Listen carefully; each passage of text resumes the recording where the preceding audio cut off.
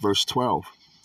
Let the heathen be wakened, and come up to the valley of Jehoshaphat, for there will I sit to judge all the heathen round about. Verse 13. Put ye in the sickle, for the harvest is ripe. Come, get you down, for the press is full. The fats overflow, for the wickedness is great. Right? The wickedness is great from the heathen, man, just as today, right? Verse 14. Multitudes in the valley of decision.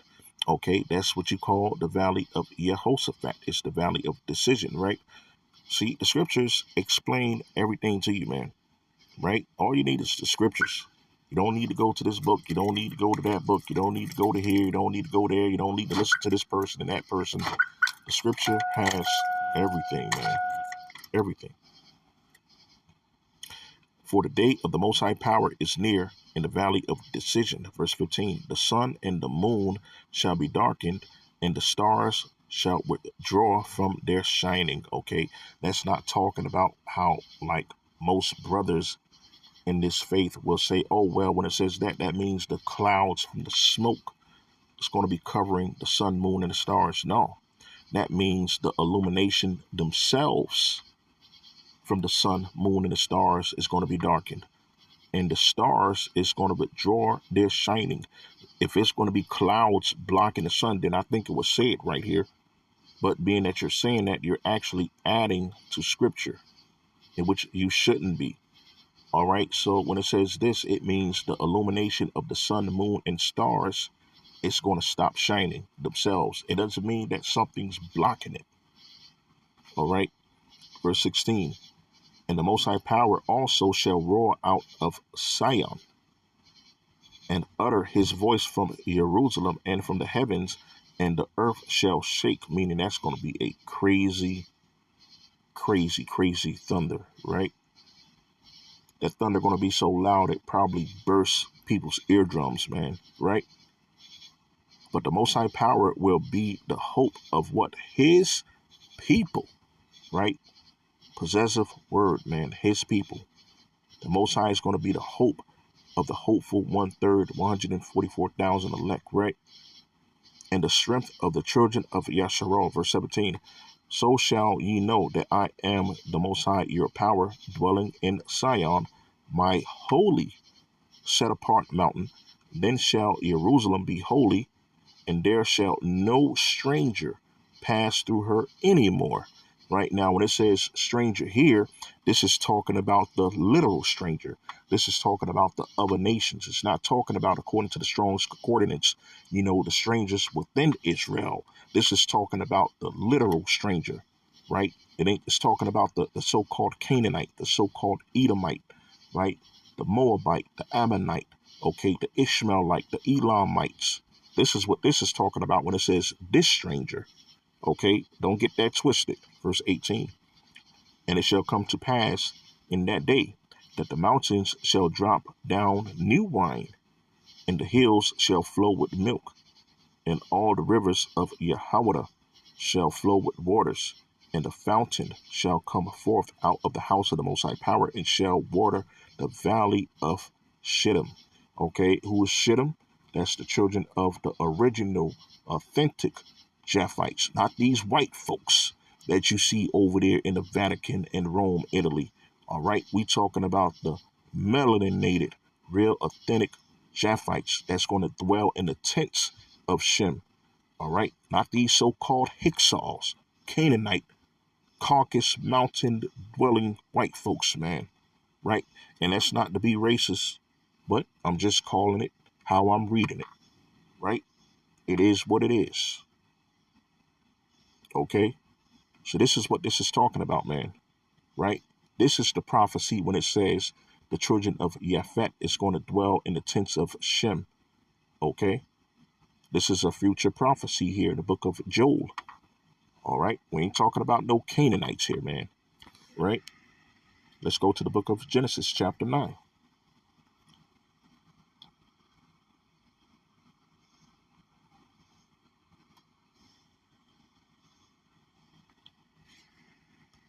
And we're going to jump down to 25.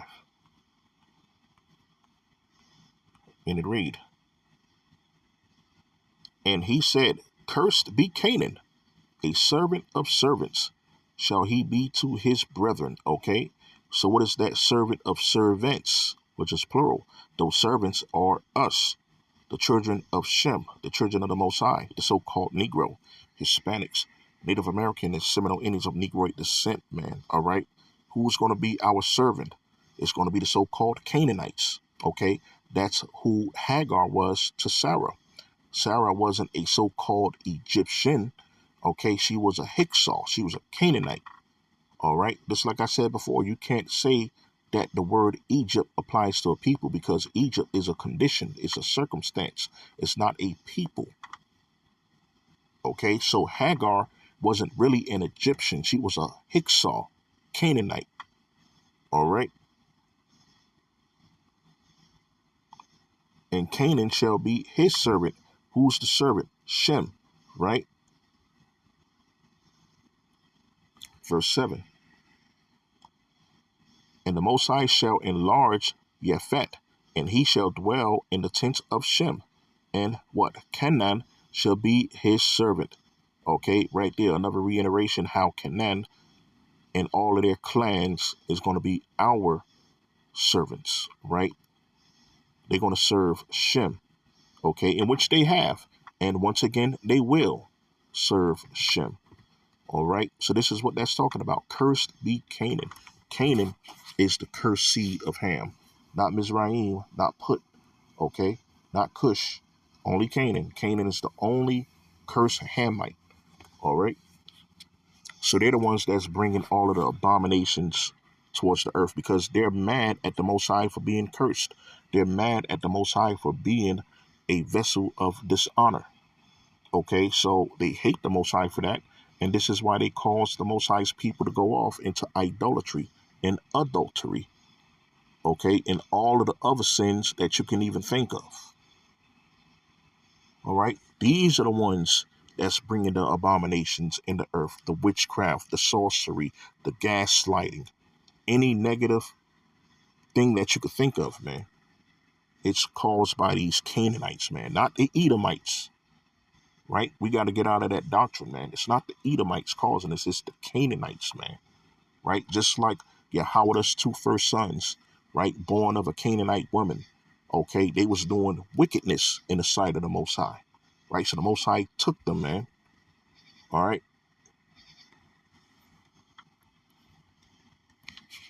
And moving along.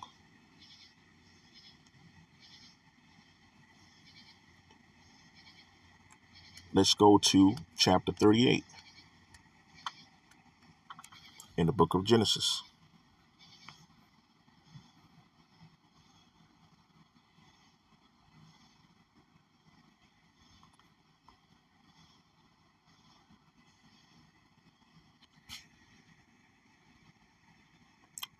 And we're going to start at verse 1. Once again. Okay, just like we read before. These wicked Canaanites. All right. As a matter of fact, I'm not even going to read that. I'm not even going to read that because we already read it, right? So let's skip to 41, right? You already know the story between the Canaanite wife that Yahweh had, and their sons did wicked, the first two sons. So we're going to go to 41. We're going to skip that, right? Although it would have been nice, but, for the sake of time, you know what I'm saying? We're going to skip that. You already know it. We already read it, right? We're going to go to 41, and we're going to jump down to verse 44. And it read, and Pharaoh said unto Joseph, I am Pharaoh, and without thee shall no man lift up his hand or foot in all of the land of Mizraim, right? You can tell this word was substituted because during this time, the Hyksos haven't conquered Egypt. Okay, it was the Cush Empire there. All right, but of course, to cause confusion. See, this is how you got to ask for the discernment from the Most High to understand this right here. If not, then you're going to be saying, oh, Egypt, Egypt, Egypt. You're going to be calling everything Egypt, but it really wasn't Egypt. Just like I said, Egypt is a condition. All right. So it was really the people of Mizraim. It was the Cushites. It was the real Kemet. All right. Verse 45. Salakia. I'm skipping over all these things. Verse 41. And Pharaoh said unto Joseph, see, I have set thee over all of the land of Egypt. Verse 42. And Pharaoh took off his ring from his hand and put it upon Joseph's hand and arrayed him in vestures of fine linen and put a gold chain about his neck. Verse 43. And he made him to ride in the second chariot which he had, and they cried before him, bow the knee. And he made him ruler over all of the land of Mizraim. Okay, and then I've already read verse 44, right? So right there is letting you know they substituted those words, Mizraim. Okay, and what you will find in the complete Jewish Bible, by the way, if you read the complete Jewish Bible, you will see that those words says Mizraim instead of Egypt, quote unquote, right? Because even they understand that Egypt is just a condition. It's not a people. It's not a land. It's a condition, which is bondage, slavery, right? Just like we're in modern day Egypt now. All right, let's jump down to verse 50. And unto Joseph were born two sons before the years of famine came, and Asnath, the daughter of the Potipharus, priest of On, bare unto him. Verse 51. And Joseph called the name of the firstborn Manasseh, for the Most High said, he hath made me forgot all my toil and all my father's house. Right? So right here, this is not saying that God, the Most High, said. This is saying this is what Joseph said. All right? He said, for the Most High said he. Okay? Which is Joseph said. All right? 52. And the name of the second he called Ephraim, for the Most High have caused me to be fruitful in the land of my affliction. Okay? Which is just like I said, he was made second in command in the land of Mizraim, right? So when you take all of this in consideration, right? Joseph had an Ethiopian wife too, just like Moses. Okay, not an Egyptian wife, because it's like I said, the Hyksos haven't came and conquered the land of Mizraim yet from the Cush Empire. Okay, so when you think of this right here, now according to the law, it says no mamzers or no bastards is not going to see the kingdom of heaven. Okay, in Deuteronomy 23, I believe. All right, and which I brung out in the first couple of videos, by the way. So if no mamzers and no bastards is not going to see the kingdom of heaven, the mamzers to the third and fourth generation and bastards, forget about it. They're just not in there, right? Then how can Joseph have Manasseh and Ephraim from Ethiopian wives from the kingdom of Cush, and they're counted as two of the sons of the 12 tribes of Yasharal, but you have Yahweh's two sons, which is from a holy marriage, which is from Tamar, a Hebrew, which is Pharez and Zerah. They're not counted as two sons of the 12 tribes of Israel. However, Hamashiach himself is from the lineage of Pharez. How is that? So you substitute two sons from a holy union, which is from Yahweh and Tamar, and substitute them for the sons of Joseph, which is Ephraim, and Manasseh, which he had from an Ethiopian wife. That's not a holy union. It's not a holy marriage. How are they counted as two of the 12 sons of Israel in their mamzers? According to the law, mamzers cannot see the kingdom of heaven until their fourth generation. How is that? And I had a discussion with a brother concerning that. Right? I had that discussion. And I was basically running circles around this dude, man, not to like brag or boast or anything like that. But I said, think about it. In the law that you claim to know, in the law that you claim to know, if mamzers and bastards cannot see the kingdom of heaven, Joseph took the daughter of the Potipharus and made her a wife. Okay, the priest, which was the Potiphar, was the priest of On. Okay, which is down in the land of Mizraim, the Cushite Empire, and had two sons by the name of Manasseh and Ephraim. Okay, that's not a holy union. It's not a holy union. That's a Cushite wife, just as Moses had, in which Miriam was upset to him for, and just as Yahweh had with that Canaanite wife, in which the Most High was upset with him for, the two sons. So, how can you substitute the two sons of Yahweh, which is Judah, which is from a holy union from Tamar, Pharez, and Zerah? Now, just like I said, mind you, Christ himself came from the loins of Zerah. King David, King Solomon, Nathan came from the loins of Pharez. Salaki, did I say Zerah or Pharez? Yeah, Pharez. He came from the lineage of Pharez. All of them. King David, King Solomon, and Christ himself. Nathan too came from the lineage of Pharez, which is Yahweh's son. Okay? From Tamar, a holy marriage. Tamar was a Hebrew. Yahweh, Judah, was a Hebrew. They both from Shem. How can, that's why I say there's some evil, evil, evil works there, man. Evil. Evil, man. Right? That's like them saying Zilpah and Bilhah, right? I even had a discussion with a brother that once said that Zilpah and Bilhah was Leah and Rachel's sisters. And that's a damn lie straight from the pit of hell, man. Think about it. Why will Zilpah and Bilhah be Leah and Rachel's sisters, and they was handmaids?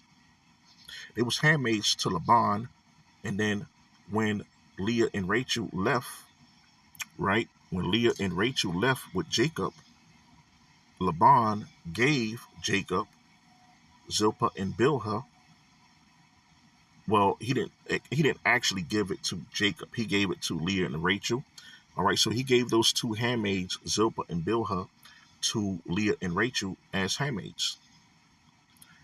Why would Laban do that to his own flesh and blood daughters, man? Make them handmaids, servants to their own sisters. Why? How? What sense does that make? So you can't say that Zilpah and Bilhah was Hebrews, man. You can't say that they were Shemites because they wouldn't be handmade. Now, what did the curse say in the book of Genesis, chapter 29? Curse be Canaan. They shall be, him and his descendants is going to be servants of Shem. They're going to be servants of servants. Okay, so that prophecy was fulfilled with Laban and Zilpah and Bilhah as his handmaids. And then when Laban gave Leah and Rachel to Jacob, he also gave Zilpah and Bilhah to Leah and Rachel as handmaids. He wouldn't do that with his own daughters, man. Right? So you got to think about it. Now, according to the law, just like I told the brother, I said, according to the law, Mamzers is not making the kingdom into the third and fourth generation. So you got to think about the other tribes now. What about all of the other sons that was begotten by Jacob from Zilpah and Bilhah that wasn't Hebrew? That count them as Mamzers, right? They count them as Mamzers. That's why some people say the 8 tribes of Israel, right? People who's wise and been given the true knowledge and well seasoned, they're going to say the 8 tribes of Israel. Why? Because they understand, according to the Most High's laws, Mamzers will not see the kingdom of heaven. However, the Most High does as he please. Now, what I believe, this is just what I believe. I'm not saying that it's law. You know, if that Mamzer he's still of the seed of Israel, which makes him a mamzer. If that mamzer grow to keep the law, statutes, commandments of the Most High to the best of his ability, and he teaches keeping the law, statutes, commandments of the Most High, I believe that maybe the Most High might have a little mercy on him. I could be wrong. I don't know. But for their sakes, it would be a blessing. It would be a great thing for the Most High to have mercy on them and have them make the kingdom, because they honestly believe in the Most High and they believe in doing the work of the Most High. And they pushing it to the so-called Israelites, the so-called Negroes, Hispanics, Native Americans, and Seminole Indians of Negro descent. Now, if that mamzer is doing the work, and not only doing the work, but he's teaching the work to the so-called Israelites, being that he's actually the seed of an Israelite, the Most High might have mercy on him. That's what I believe. That's what I believe, but that's just me. I'm not saying that's law. I'm not saying that's written in the scripture, but I do know, according to the law, it says mamzers will not see the kingdom until they third and fourth generation. So, just like I said, that's the reason why some people, wise people, say that it's really the 8 tribes of Israel, because Zilpah and Bilhah wasn't Hebrews. So the sons that Jacob begotten by Zilpah and Bilhah, they was mamzers. The sons that Joseph begotten by the Potiphar's daughter was mamzers. Ephraim and Manasseh is mamzers. Just like the sons that Yahweh begotten from the Canaanite wife. 2 mamzers, 3 mamzers really. Just 2 of them died, which was and Onan. Shelah, he survived. So that's something to think about, man. That's really, I'm telling you, but the scripture revolves around having Ephraim and Manasseh within the 12 tribes of Israel, and all of the descendants of Jacob from Zilpah and Bilhah.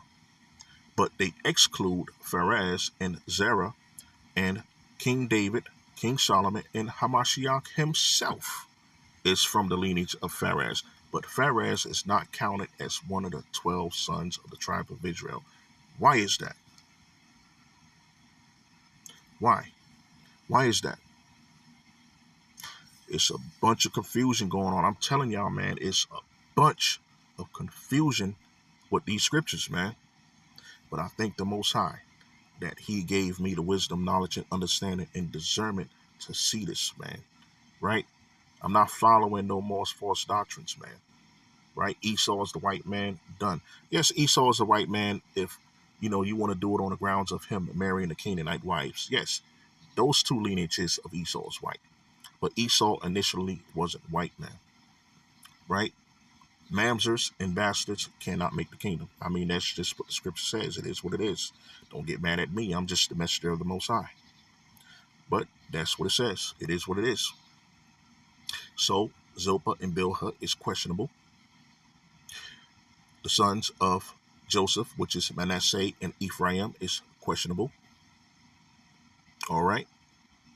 And the people who truly had the Israelites in captivity down in Mizraim, so-called Egypt, is questionable, because those guys wasn't Egyptians. Okay. That Joseph dwelt with down in the land of Mizraim. They was the people of Kemet. Then the Hyksos came, of course, and conquered that land, pushed the kingdom of Cush southward, and the sojourning Cushites that was married to the Israelites that was there, they was enslaved with the Israelites there in so-called Egypt for 400 plus years, man.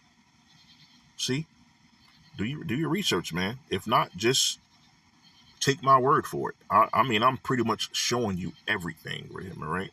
I'm showing you everything here. Like, come on, man. Right?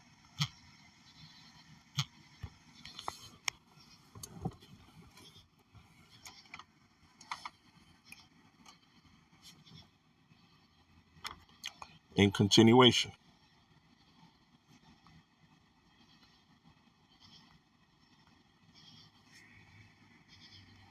I think I actually finished this, right? Okay, right. Let me see.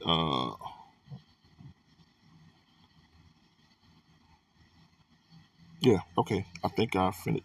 I was down in 51, right? Okay, 51. And Joseph called the name of his firstborn Manasseh, for the Most High said, He, which is Joseph, hath made me forget all my toil and all my father's house, right? Made him forget everything that he went through and forget about his brothers, right? Verse 52. And the name of the second he called Ephraim, for the Most High have caused me to be fruitful in the land of my affliction, okay? Which is supposedly his affliction, from when the Ishmaelites took hold of him, but when they sold him to the people of Kemet, which is the Kush Empire, you know, he became fruitful. They put him second in command, of course, right? Let's go to the book of Zechariah, chapter 14.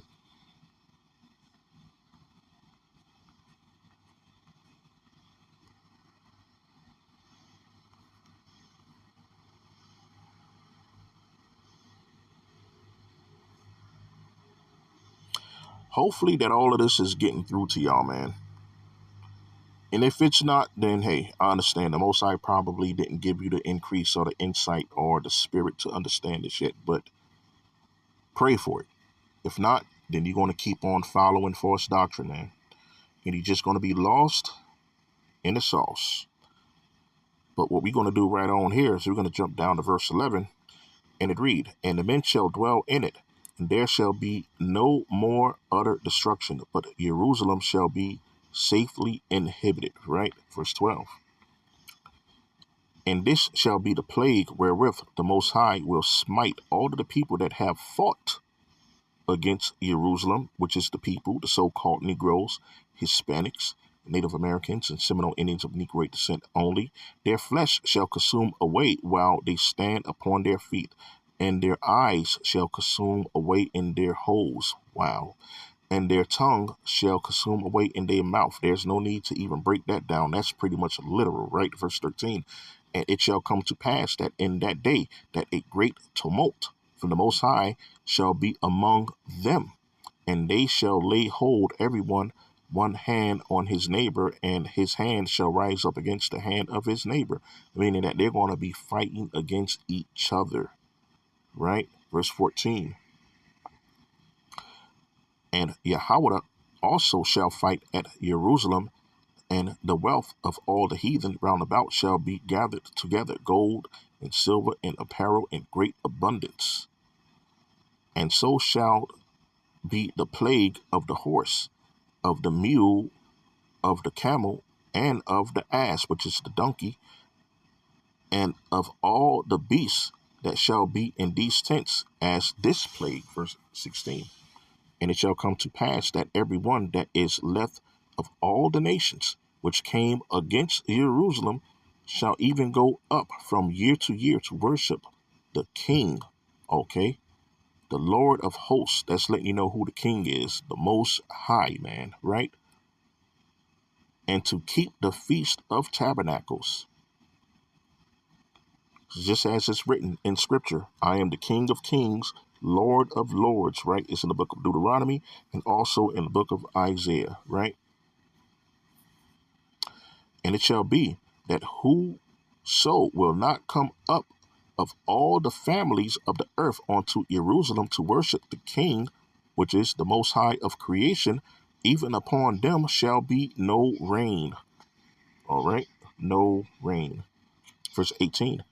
And if the family of bondage go not up, which is who? The Hyksos, the so-called Canaanites, and come not that have no rain, there shall be the plague wherewith the Most High will smite the heathen. Okay, so that's letting you know who the so-called Egyptians is.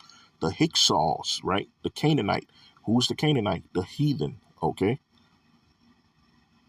The Lord will smite the heathen that come not to keep the Feast of Tabernacles. So we're going to bound those damn heathens up, and they're going to be following our laws, our commandments, our statutes, our ordinances, right? No more Christmas. No more so-called Thanksgiving. No more so-called Lupercalia, aka Valentine's Day, right? No more of that. No more New Year's in the depth of winter, right? You're going to be keeping our ways, man, right? Verse 19. This shall be the punishment of the Hyksos, the Canaanites, and the punishment of all nations, right? That come not up to keep the Feast of Tabernacles, right? Now, all of those nations that fought against the so-called Negroes, Hispanics, Native Americans, the Seminole Indians of Negroid descent only, even today, the so-called Ishmaelites, right? The so-called East Saudi Arabians, okay? You have the so-called Moabites, which is the Japanese, came up against us, right? And they still do to this day. You got the so-called Hamites, right? When they're given an opportunity to come over here and make life better for themselves, they get over here and they start acting like they're better than us. How? I don't know. Probably from all of the lies and the gaslight and the deception that these so-called Hicks or Canaanites is telling them on an everyday basis, right? You got the so-called, who else can I say, man? Basically all of the nations, man. All of the nations, so-called Elamites, right? The Eastern Indians, right? Come up against us on a daily basis. They done joined forces with the Canaanites, right? Trying to take us out of here, right? So this is going to be the punishment of all of them, man, right? This is the faith and the patience of the saints, man, right? Let's go back to the book of Genesis chapter 15.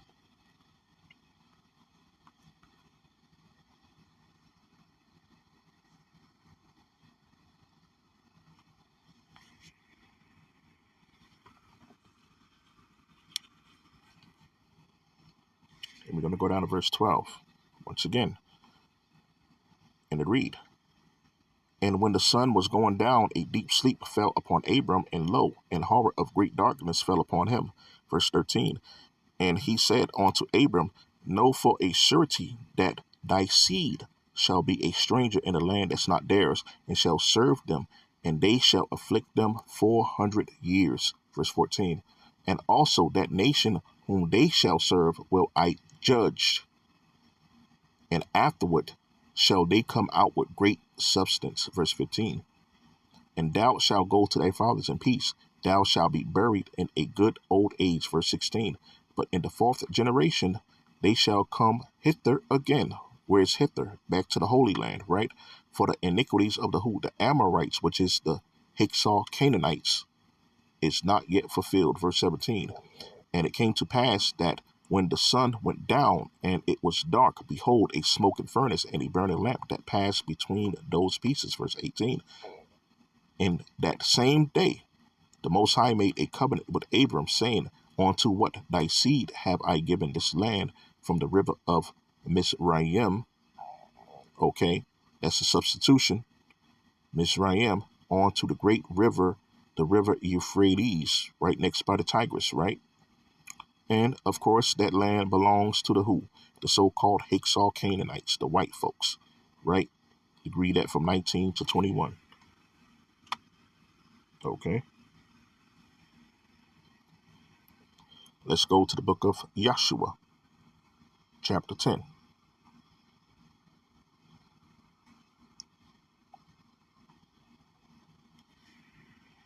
And we're going to jump down to verse 7. And it read, so Joshua ascended from Gilgal, he and all the people of war with him, and all the mighty men of valor. Verse 8, and the Most High Power said unto Joshua, fear them not, for I have delivered them into thine hand.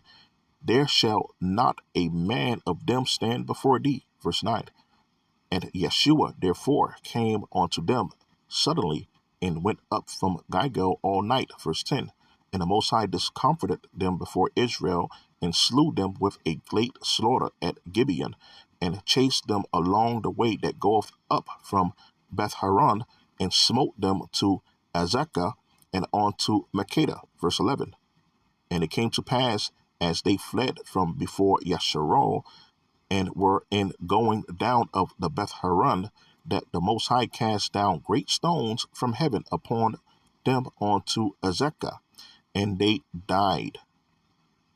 they were more which died with hailstones than they whom the children of Yasharal slew with the sword. Okay, so the Most High was helping the children of Yasharal, and they died from the hailstones, man. Right? Verse 12. Then spake Yeshua unto the Most High in the day which the Most High delivered up the Amorites before the children of Yasharal. And he said in the sight of Yasharal, Sun, stand thou still upon Gibeon, and thou the moon in the valley of Ajalon. Okay, so right there, Yeshua made inquisition to the Most High to request for the sun and the moon to stand still, right? So that means that the moon and the sun was adjacent. Okay, the moon and the sun is close, right? They're not 93 million miles away from the earth, man, right? Because the sun stood still upon Gibeon and the moon stood still in the valley of Ajalon, all right? Adjacent to each other. Okay, verse 13. And the sun stood still and the moon stayed until the people have avenged themselves upon their enemies. Is not this written in the book of Yashar? So the sun stood still in the midst of Shemayim and hasted not to go down about a whole day. Now, this is speaking about a literal day. This isn't speaking about a day that's like to the Most High as 1,000 years. This is talking about a literal day, right? You know, from sunset to sunset, verse 14. And there was no day like that before or after it, that the Most High hearkened unto the voice of a man, for the Most High fought for Yasharal, verse 15. And the Yasharal returned, and all Yasharal with him, unto the camp of Gigo, verse 16.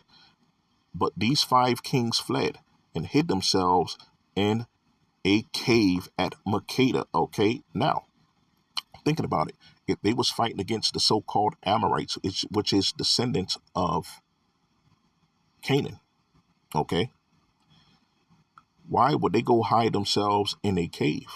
All right. Now, for you so-called Israelites out there who like to say that so-called white people are cave dwellers, quote unquote, right? Why would these so-called Amorites go hide in the caves? Why would they take a liking to the caves? Maybe because they're the so-called white folks.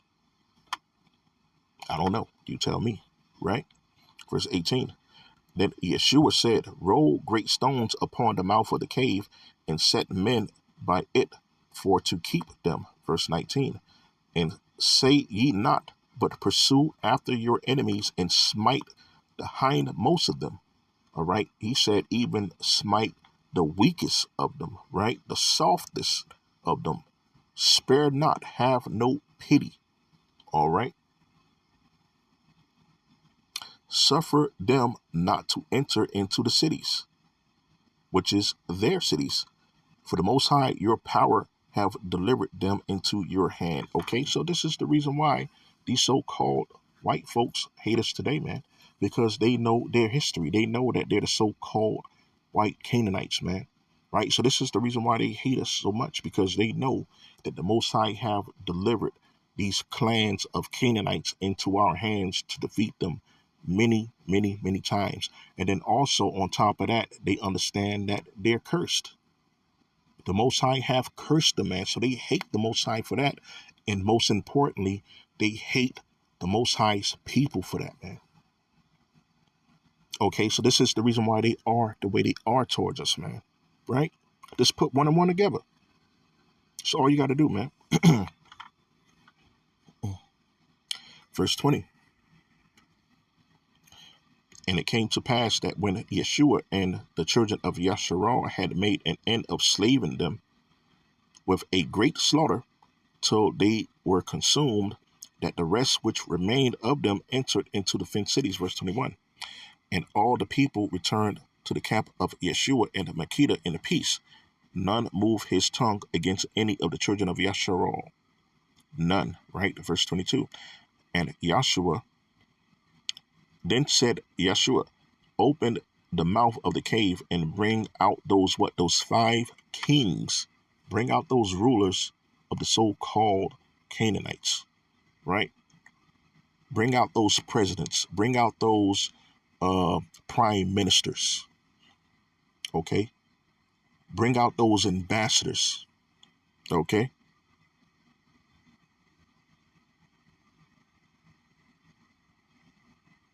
In continuation, verse 23, and did they so, and brought forth those 5 kings unto him out of the cave, the king of Jerusalem, the king of Hebron, the king of Jarmuth, the king of Lachish, and the king of Eglon. Verse 24. And it came to pass when they brought out these 5 kings unto Yeshua, that Yeshua called for all the men of Yasharal, and said unto the captains of the men of war, which went with them, come near, put your feet upon their necks of these kings. Put your feet upon the necks of these kings. Okay? And they came near and put their feet upon the neck of them. All right. So for all of the people that's hating on these camps, that's having these so-called Canaanites, kiss their boot or put their feet on their shoulder or whatever. Hey, that's a righteous thing, man. Right here. It says it right here in the book of Yeshua, the 10th chapter. So this right here is a cut for all of you people that say, oh, that's wrong that they doing that. They shouldn't be doing that. That's wrong. But you call yourself an Israelite, right? You call yourself waiting for the kingdom, right? You call yourself keeping the ordinances and the statutes and the commands of the Most High, right? Well, look right here. How come you're not good with this right here? So if you're called to put your feet on these kings' neck that the Most High is going to deliver into our hands, what you going to say? Oh, no, I don't want to do that. No, that's not right. I don't want to do. Even though these people done had your people in captivity for 400 plus years and oppressing the hell out of you and killing you and setting snares and knots for you, you're going to say, oh, no, that's not right. I don't want to do that. No. Well, guess what? You're going to go down with them, man. Verse 25. And Yeshua said unto them, fear not, nor be dismayed. Be strong and of good courage, for thus shall the Most High of power do to all your enemies. Okay, your enemies, not your friends, not your good associates. Okay, not your so-called boss and supervisor, right? Your loaner from the bank. Okay, not your so-called doctor and your lawyer and your therapist. All right. For thus shall the Most High power do to all your enemies against whom ye fight. Verse 26, and afterwards Joshua smote them and slew them and hanged them on 5 trees, and they were hanged upon the trees until the evening. Verse 27, and it came to pass that at the time of going down of the sun, that Yeshua commanded, and they took them down off the trees and cast them into the cave wherein they had been hid, and laid great stones in the cave's mouth, which remain until this very day. All right, so even right there, that's a law within the Hebraic culture that, if we was to hang our enemies, and it's right there written in the law, man. You know what I'm saying? If we was to go to war with our enemies, and we happen to make them a public spectacle, to all of the other enemies that's surrounding us, we will hang them. Okay, just like they've been doing our ancestors over here in this land.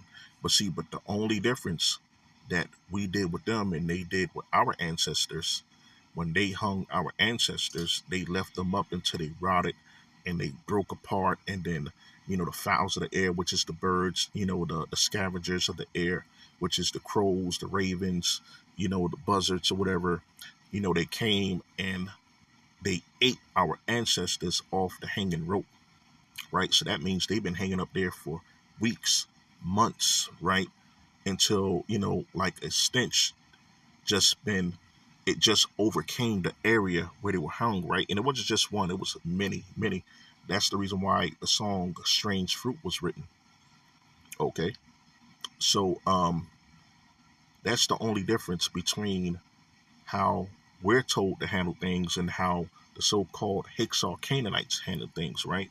When they did that to our ancestors, they hung us up until we rotted, right? But according to the law, the Most High, you're only supposed to do that until sundown. So before the sun set, you're supposed to take that deceased corpse down and probably bury them or put them in a cave or whatever. You're not supposed to keep them hanging for weeks and months and months and months for people to come by and see and witness and smell the stench that the decaying body is giving off, right? So this is what these Hyksos Canaanites did to our people, man. So you don't think that they're going to be recompensed for that? You don't think that there's no payback from the Most High? For one, you breaking the law. You're not supposed to keep anyone hanging past sundown, but you kept our ancestors hanging for months, man, until some of them was even Skeletor, right? Right? You took a pregnant woman, man, who was a wife of a man that you lynched, took her, hung her upside down by her feet, and ripped over her stomach. You ripped over her stomach. You pulled out her guts, literally, and pulled her unborn fetus out of her baby and slammed his head on the ground and stomped on the baby and killed the baby. And then when you was done with that, you took your guns and riddled the woman that you hung upside down by her feet with bullets. Right? You don't think these people is going to get paid back for that, man? Right? You honestly don't think that. I mean, come on, man. That's the worst, man. That's horrific, right? For them to do something like that, man. Her memorial is still up today. And then you still have racist Hyksos Canaanites driving by that same memorial and shooting the sign of her memorial up, right? Those are the children of the people that hung her husband and her by her foot and killed her fetus, man. Those are the descendants of those people still living here today. But you want to say, oh no, have mercy on these people. They didn't mean to do that. They're good people. No, man. Let the Most High decide to have mercy on them. Let the Most High decide to have mercy on them. But even them themselves can't tell you that wasn't a horrific thing that they've done, right? And then on top of that, they don't even want to give you reparations. They got you still fighting for reparations since day one, since your ancestors been over here until now. They still don't want to give you reparations. They still don't acknowledge what their ancestors did to our ancestors. Oh, but you want to live in peace amongst these people. They remind you every single day how much they hate you. They mock you. They ridicule you. They make fun of you. Okay? They call you all types of animal names, right? They call you Hamites, as a matter of fact. They call you the Canaanites. And they know that they're the Canaanites, but they call you the Canaanites. Why? Because they trying to stick you with that Dorism nonsense. Darwinism. Okay? Replacement theory. Okay? Telling you that you're the Canaanites. All Hamites are black. No, we're not Hamites because we're not black. Oh, yeah, but what about Canaan? Canaan was cursed with white skin. All of the other sons of Ham was black. They was melanated people. Mizraim, Put, Cush, it was melanated people. But you descendant of Canaanite, you're white, man. But they want to lie to you and say that you're the Amorite, you're the Canaanite because you're a Hamite. You're black because you're a Hamite, and you're the cursed seed of Canaan. That's what they want to tell you, right? This is what the Mormons teach. This is what the Nation of Islam teach in the unholy Quran. Okay, this is what the Roman Catholic Church teach.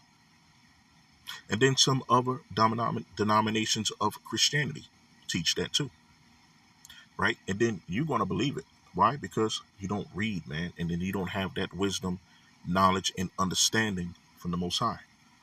So you believe it. You believe that you're a Canaanite. You believe that you're a Hamite. You don't believe that you're a descendant of Shem. Okay, you believe that the so-called Ish people are the real authentic Jews. Why? Because you believe everything they say, man. They're your God. You don't even have faith in your own God and enough sense to even believe or consider that maybe you are the people. Why? Because you don't read the book of Deuteronomy chapter 28, man. The book of Deuteronomy chapter 28 tells you all of these things, man. And think about it. When you read the book of Deuteronomy chapter 28, think about it. Have any of these people who claim to be God's people, have they ever went through anything that's written in the book of Deuteronomy 28? If they have, put it in the comment section. Let me know. Let me know. I would love to know. I would love to see the comparison. I love to see the comparison. But no, you know why? Because they are part of the Khazarian Empire, the Hittite Empire, man, the dukes of the world, from the descendants of Esau and Canaan, okay? That's who they are. They didn't go through that, man. All right? But enough of that. Let's finish this up.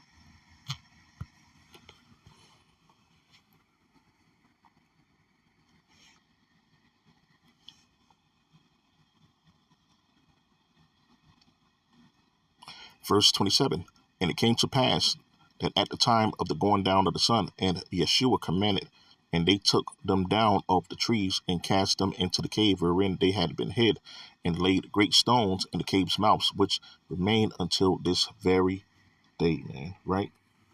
Let's go to the book of Ecclesiasticus, which is in the hidden books of the Bible, or the book of Sirach, also known, okay, chapter 10.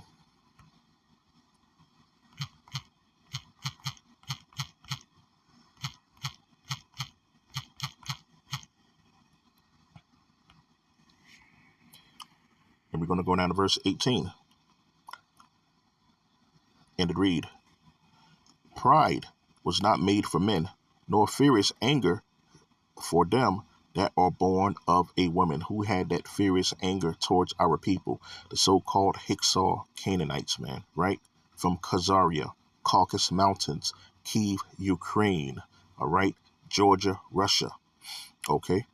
Verse 19. They that feared the Most High are a sure seed, okay? And they that love him an honorable plant. They that regard not the law are a dishonorable plant, who don't regard the law. The Canaanites, okay? Just like I said, what have they done to our ancestors? They left our ancestors up to rot. They didn't even obey that law by taking our ancestors down at the sundown. All right, they left them up there to rot, man. So they are a dishonorable seed. Do they keep the Sabbath? No. Do they keep the high holy days? No. Do they even acknowledge it? No. They that transgressed the commandments are a deceivable seed. Right? So that goes for them, and that goes for the willful sinners of our people, the 2/3, man. You are a deceivable seed, man. Verse 20. Among brethren, he that is chief is honorable. So are they that fear, okay? Fear the Most High in his eyes. All right, we're honorable to the Most High, man. Not you willful sinners out there of our people, man. All right, you're not an honorable seed to the Most High, man. Right, but you want to say, oh, I love Jebus. I love to go to church. I love Jebus, but you a hater. Right, you have hatred in your heart. You have malice in your heart. You lie to your people. You gaslight your people. You lie, plot, scheme, murder your people, man. Right? And then on top of that, you hate the man of the Lord. Verse 21. The fear of the Most High goeth before the obtaining of authority, but roughness and pride is the losing thereof. Verse 22. Whether be rich, noble, or poor, the glory is the fear of the Most High. That's what a true glory is. So the Most High said right here, no matter if you're wealthy or you're well known, or even if you're not wealthy, your glory is the fear of the Most High. So that's my glory, right? Verse 23. It is not meet, meaning it is not wise to despise the poor man that have understanding, okay? Neither is it convenient to magnify a sinful man. So all of you people out there magnifying sinful people, malicious people, narcissistic people, sociopathic people, right?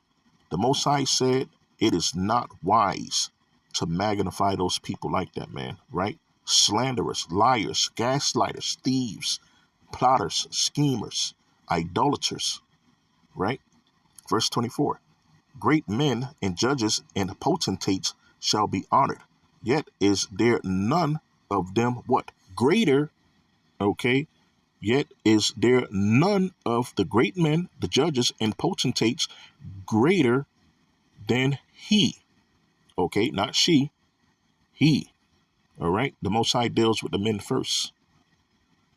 Let's read that again. Great men and judges and potentates shall be honored. By who? By the people of the world, the worldly people, the carnal people, right? After the semicolon, yet is there none of them greater than he that feareth the Most High.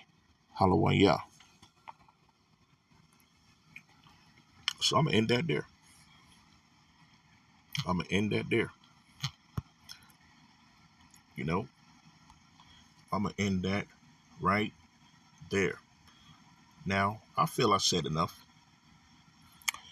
I have many, many, many more scriptures that I can bring out concerning this matter, but I'm going to end it right there because y'all should get the message of what I'm trying to imply here, right? About how the seed follows the man and how these so-called Hicksal Canaanites is going to get their judgment, their recompense, and how Esau initially is not the white man, okay? And mamzers and bastards will not make the kingdom of heaven. And of course, the people that had the children of Israel in captivity for 400 plus years wasn't the Cushite Empire, man, which is known as Kemet, okay?